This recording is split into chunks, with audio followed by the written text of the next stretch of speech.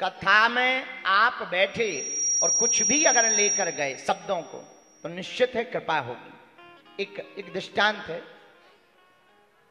एक बार एक सेठ जी अमीर थे, वो कभी कथाओं में नहीं जाते थे। एक दिन पत्नी ने डांट के कहा, कृपा करके जाओ जाओ जाओ, कथा सुने आओ, कथा सुने आओ। बहुत अच्छे महाराज जी आए, कथा सुने आओ। पत्नी के कहने पे वो अमीर आदमी कथा में आया, और जैसे ही कथा में आया सोई अमीर को देखकर, नगर का सेठ देखकर गांव वाले खड़े हो गए, आइए आइए आइए आइए आइए। तब तक कुछ लोग बोले बैठिए बैठिए बैठिए। आ गया, बैठ गया, और जैसे ही ये कथा में बैठा इसको नींद आ गई। और पापियों को नींद आती ही है। भगवान की कथा में नींद पता है क्यों आती? भीतर जो पाप बैठे रहते हैं वो सोचते हैं कहीं अगर इसने पूरी कथा सुन ली तो हमें हाउस खाली करना पड़ेगा, तो भगवान की भक्ति बैठ जाएगी। इसलिए पापियों को नींद आती ही आती है। वह बैठा अमीर आदमी, जैसे ही बैठा सो गया। कथा पूरी हुई तो बगल वालों ने धक्का दिया, उठो हो गई जाइए। घर आया, पत्नी ने पूछा कथा में गए थे? हाँ। महाराज जी ने क्या सुनाया? बोले हमें तो 3 ही बातें सुनी, आइए बैठिए जाइए। हमें तो 3 ही बातें सुनने मिली, आइए बैठिए और जाइए।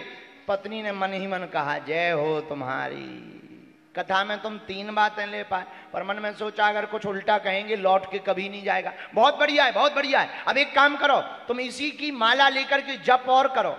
अब ली उसने माला, जप करने लगा, आइए बैठिए जाइए, आइए बैठिए जाइए, आइए बैठिए जाइए।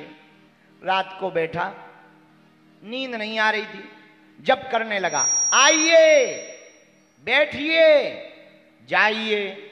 इतने में एक असली का चोर उसके घर में घुस गया, और जैसे ही चोर घर में घुसा सो यही मंत्र चिल्ला के बोला आइए।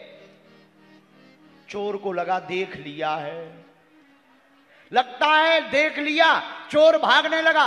तब तक ये दूसरा मंत्र बोला बैठिए। चोर को लगा लगता है पहचान लिया, कल राजा के पास जाकर के हमको फांसी लगवा देगा। अच्छा जाइए। सोई चोर चरणों में आ गया, महाराज हमें क्षमा कर दो, क्षमा कर दो, क्षमा कर दो। सेठ जी ने तुरंत लाइट जलाई, कौन है कौन है? इन्हें लगा इतनी जल्दी मंत्र सिद्ध हो गया, लगता है देवता आ गया। जैसे ही लाइट जलाई, कौन हो कौन हो बोलो। महाराज अब आप तो सब जानते हो, आपको क्या बताना, हम तो चोरी के इरादा से आए थे। सेठ जी बोले जय हो। चोर के कहा कि भगले हरा के, पत्नी को जगा के बोले क्या गजब का चमत्कार है मंत्र का। बताओ तो, चोर चरण में शरण में आ गया, वरना आज लुट जाते।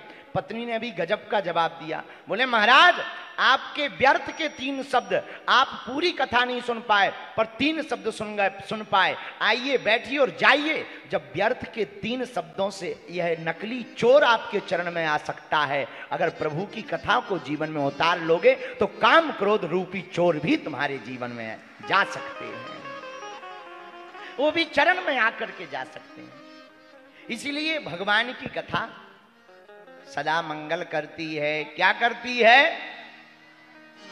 भगवान का निवास स्थान है मंगल भवन, अमंगल। भगवान जहां रहते हैं वहां अमंगल भग जाते हैं, मंगल हो जाता है। बोलो सीताराम। एक बात, भगवान का नाम मंगल है। कल्याणानाम निधानम कलिमल मथनम पावनम पावनानाम। भगवान का काम कल्याण करने का है, भगवान का नाम मंगल करता है। भगवान जिसके हृदय में बैठ जाए वहां अमंगल भग जाता, मंगल हो जाता है। बोलो सीताराम। कौन? राम जी मंगल करते, लेकिन राम जी के दूत हनुमान जी क्या करते हैं? वो भी कम नहीं। हनुमान जी भी मंगल मूर्ति है। हनुमान जी क्या है? मंगल मूर्ति। मंगल मूर्ति श्री हनुमान जी भी हैं। जैसे राम जी अमंगल का हरण करते हैं, वैसे ही हनुमान जी भी अमंगल का हरण करते हैं।